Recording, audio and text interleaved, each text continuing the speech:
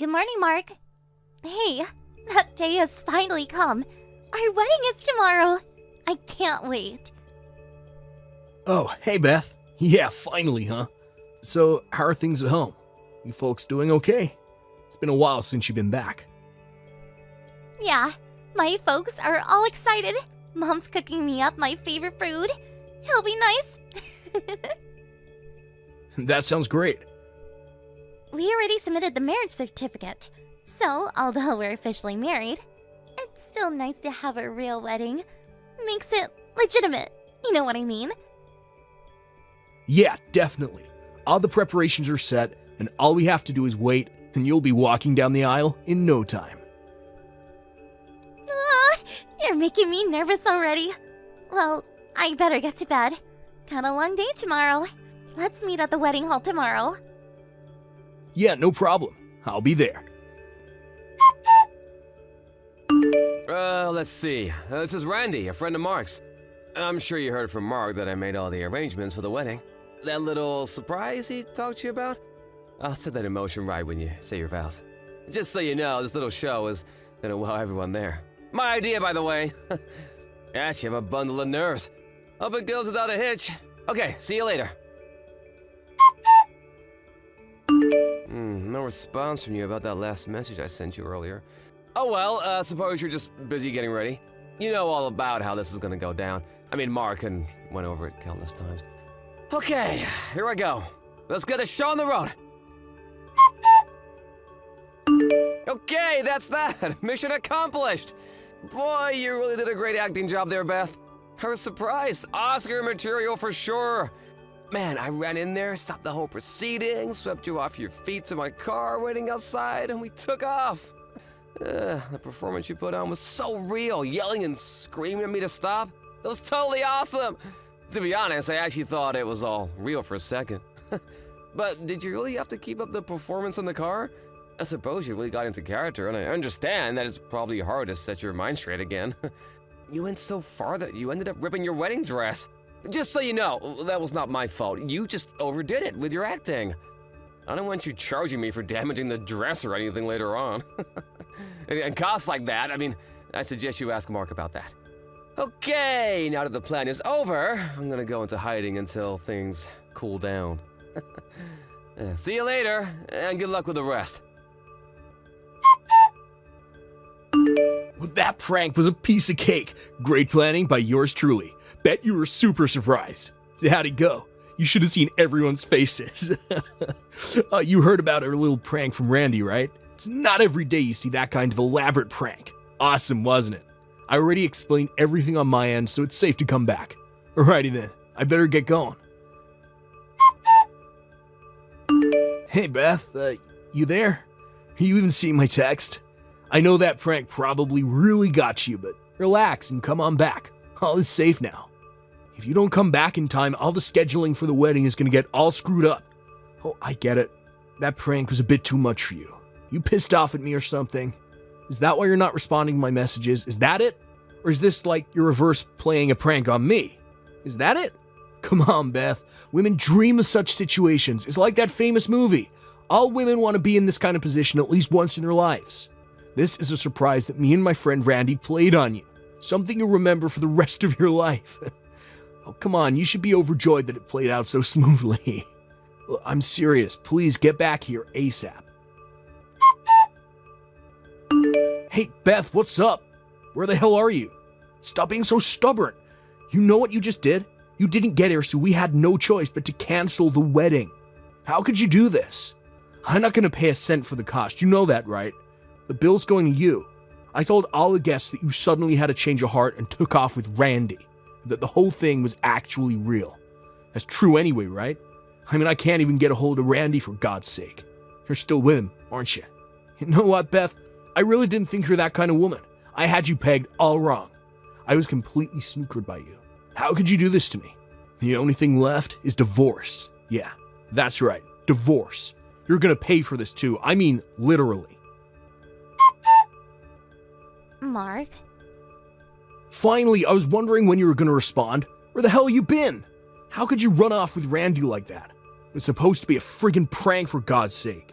So how does it feel to calm me like that? I was such an idiot, I thought I was the one playing the prank. Did Dad contact you? Huh? Dad? What are you talking about? I'm at the hospital now. Pardon me? At the hospital? Why? I was kidnapped from that wedding by that guy, Randy. He took me to some place and threw me into this dark room. He unlocked the door, and I wasn't able to get out. All you had to do was send me a message on your phone. Did you even think about that? My phone is at the wedding hall. I can't very well carry it while I said my vows.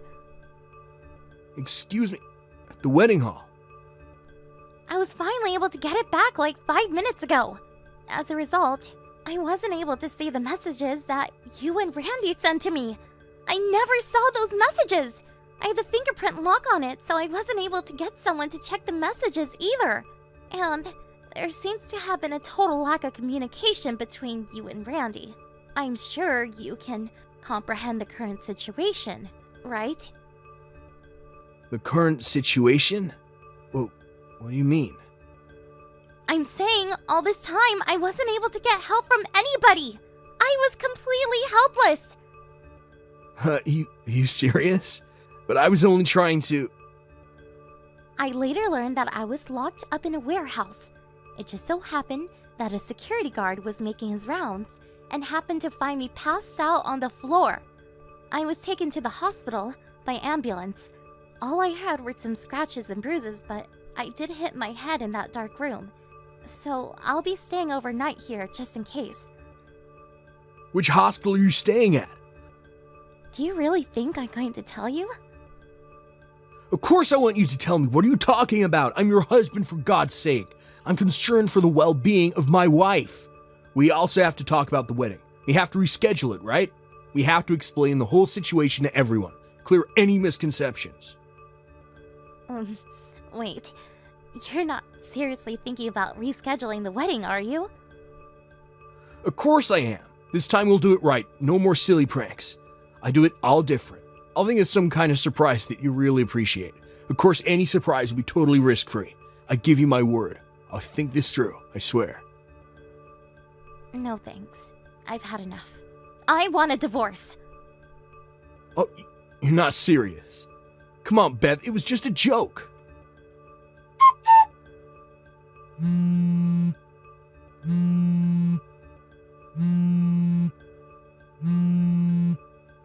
Hey, Beth, I know you're seeing this. Pick up. Why the hell did you hire a lawyer? I went to my dad's place after the conversation with you, and he told me to never come back home again. And then today, a lawyer you hired came to my place. What the heck is going on here, Beth? He's demanding that I pay damages to you, and that I have to pay for the entire wedding. Seriously? What the hell is this, Beth? We're married. I'm married like a month. You can't do this. And you went ahead and canceled our honeymoon too? What's gotten into you, Beth? You were looking forward to that trip. What's going on in that head of yours? What's going on? I want to ask you the same thing, Mark. Well, what's going on in my head right now is that, well, put it simply, divorce. Wait, what? Do you even realize the sheer terror I went through with your demented prank? I get the feeling you have not an inkling of care for what you did or what emotional distress you caused me. Come on, Beth, it was a wedding prank. A surprise, and a pretty cool one at that.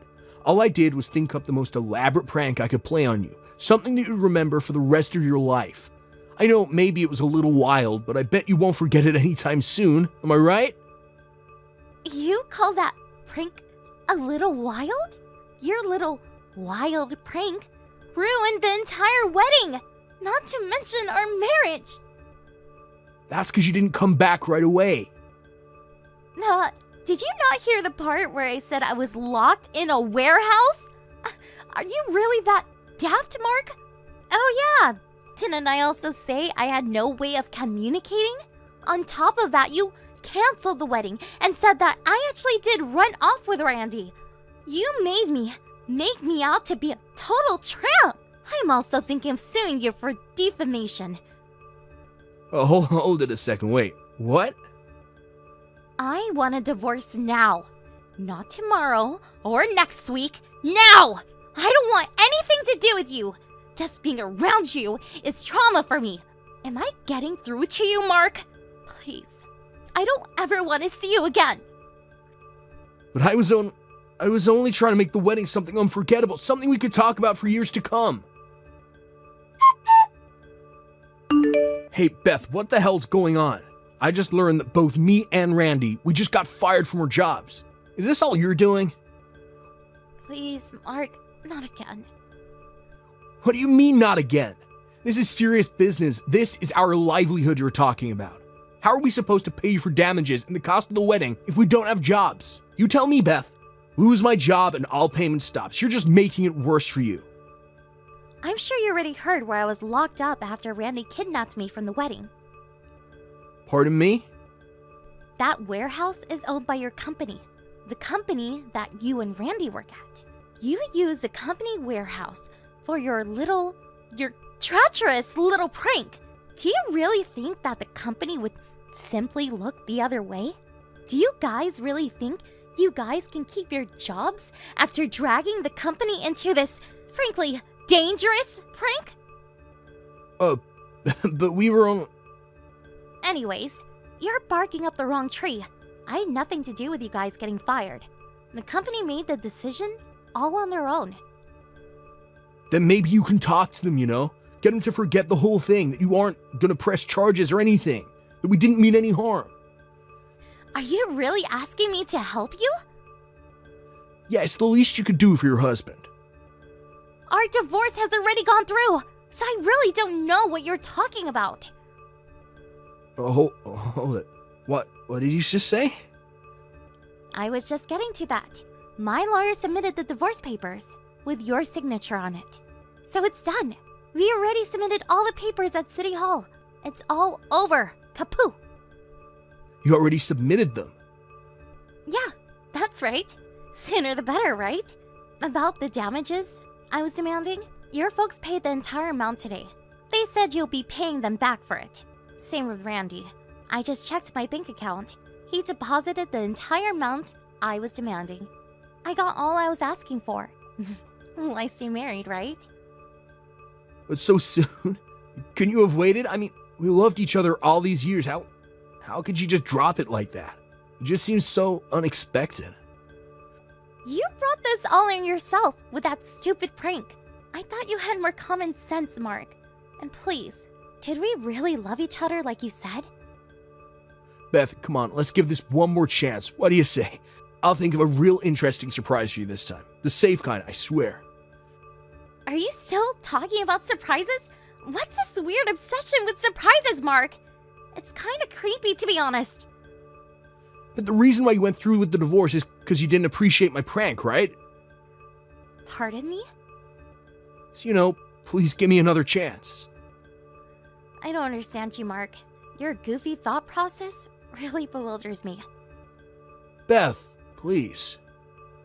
Goodbye forever, Mark. That guy. He couldn't figure out what he did wrong to the very end.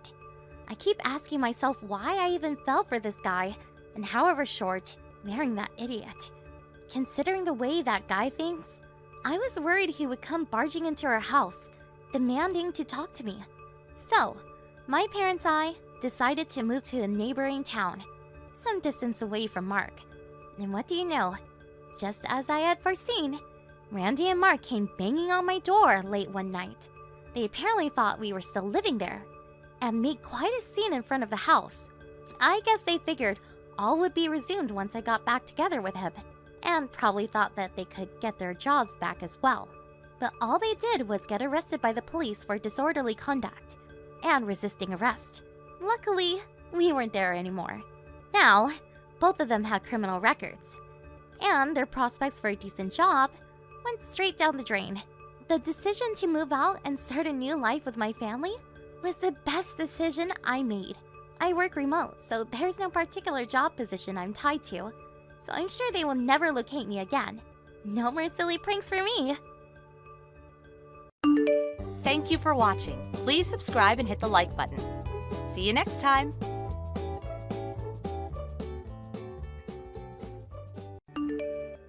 Listen up, Margaret. We are never letting you live with us. Got it? Rachel? I'm sorry, what is this about?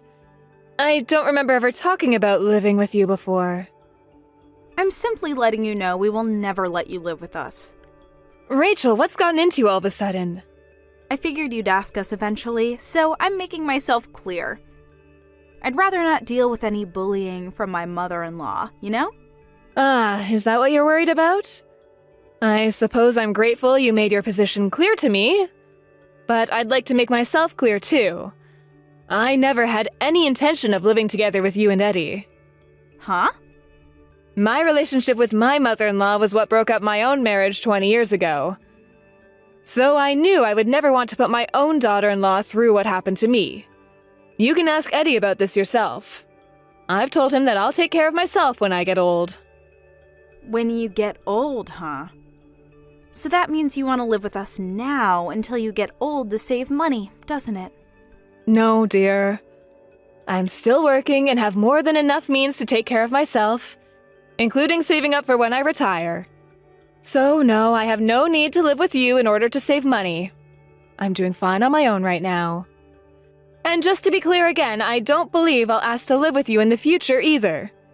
So please, calm down. There's no need for you to make such a strong declaration like this. You're not gonna get me to let down my guard so easily, Margaret. I know you're making plans as we speak to sneak your way into our lives. I've got you all figured out. I am making no such plans. Cut the act, Margaret. I have evidence that proves you're gonna try and move in with us. Evidence? And I won't let you get away with it. What evidence? You lose, Margaret. Game over. What in the world are you talking about?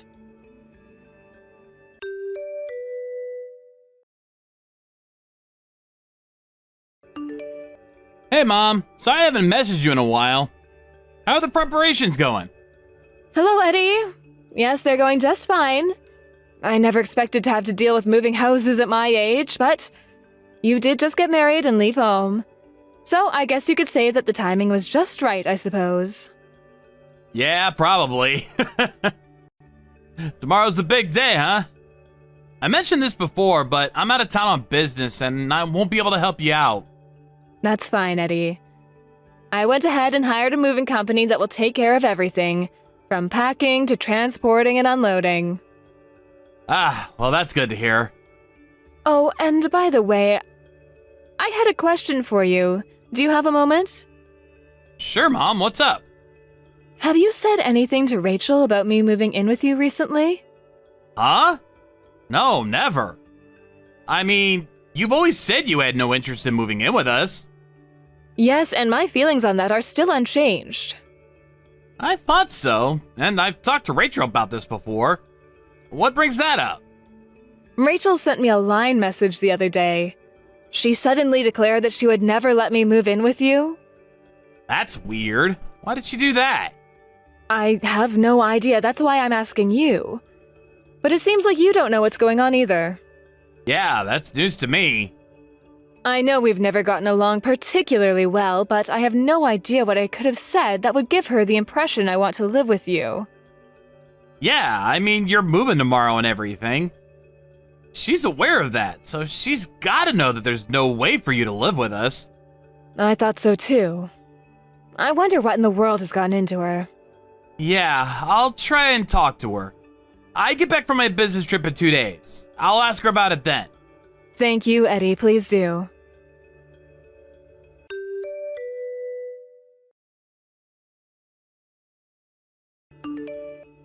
Hey, Margaret.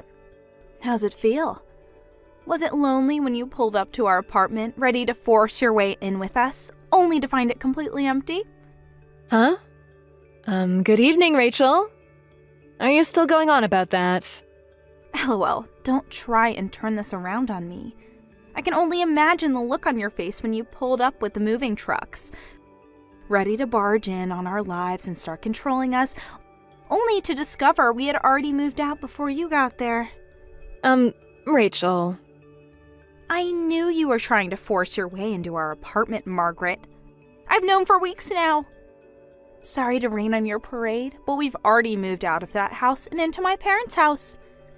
Your plan was a complete failure.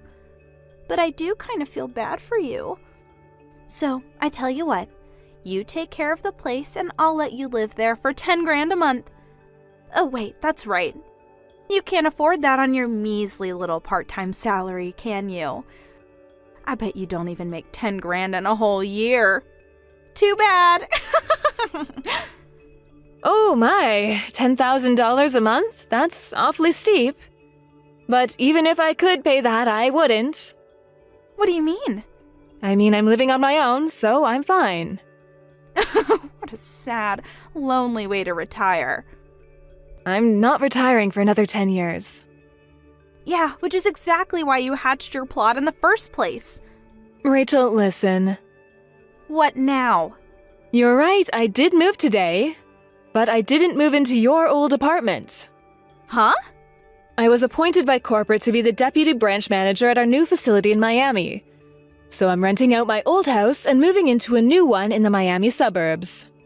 Deputy branch manager? Weren't you just a part-timer? Oh, I haven't been a part-timer for years now, Rachel. I joined this company soon after my divorce when I was trying to support my kids as a single mother, and they eventually made me full-time. And things have gone so smoothly after that I rose through the ranks to the point that they're giving me this new assignment. Wow. Now that I'm thinking of it, I'm sure I told your mother all about that when we first met before the wedding. Were you listening during our conversation? I could see how you would misunderstand things if you were only listening to bits and pieces at a time. I guess I wasn't. This is just a guess, but were you under the impression that I was so hard up for money working part-time that I had to rely on you two for support in order to make ends meet? I suppose you may have thought that when Eddie moved out, I started having trouble keeping up with the house payment. And then when Eddie mentioned to you that I was moving, your preconceived notions of my financial position and your general dislike for me filled in the gaps of information left from my discussion with your mother. And you assumed that your meddling mother-in-law was finally carrying out her wicked plan, or something to that effect. And then, in an attempt to counteract my alleged plan, you immediately made plans to move out before I moved in. Do I have all that right? Well, I mean, you didn't seem like the type to be getting promoted at your job or anything. Is that so? You said you were moving into your parents' house, but tell me, did you also move Eddie's things there already? Yeah, why? When I talked to Eddie online yesterday, he didn't seem to be aware that any of this was going on. Your parents' house is at least a 2-hour drive from Eddie's company, and that's on a good day. Did you think of Eddie's commute when you made this move? Did you talk to Eddie about any of this before you made the decision to move? Well, If you really made this decision alone and left Eddie completely out of the loop, I think you might just be in a world of trouble, Rachel.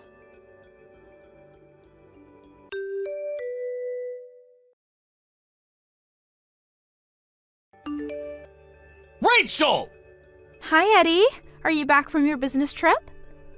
Rachel, what were you thinking? How could you do this without talking to me first?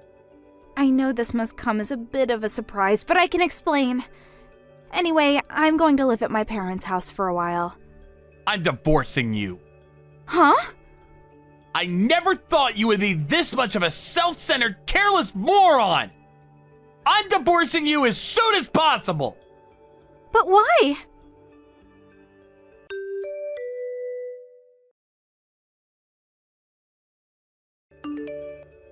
Margaret, talk some sense into Eddie, would you? Oh, hello again, Rachel. What's going on with Eddie? He wants to divorce me. I suppose this must have something to do with you moving without telling him, yes? But, I mean, what am I supposed to do about that? I already moved. I canceled the lease on the old apartment, and you're already down in Miami. He's got nowhere else to go but here. Isn't that precisely the problem? Huh? You still don't get it. From Eddie's point of view, what you did was force him to move in with his mother-in-law against his will. Which is exactly what you were so afraid of me doing. Despite, may I add, the fact that I had no such intentions. Wait. Oh no. So you finally get it. Oh no. I didn't mean to do that. I suppose your only choice is to have a heart-to-heart discussion with Eddie. I'll be staying out of this. You can work this out together as a couple. I wish the both of you the best. Margaret, you've got to talk some sense into Eddie. Oh, you'd like me to give him some advice? Well, if I were to do that, it would probably be to tell him to divorce you. No, Margaret. You're supposed to get him to not divorce me. Do you honestly think I would take your side after everything you said to me? But I gave you my answer. please, wait, Margaret. I have nothing else to say to you, Rachel. Goodbye.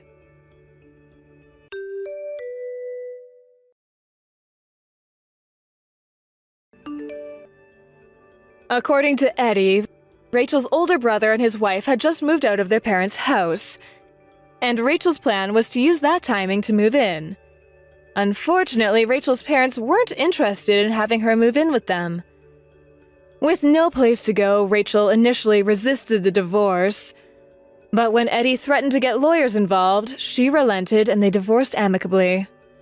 Rachel's parents still didn't let her move back in after that, so she got a live-in job as a maid at a local hotel.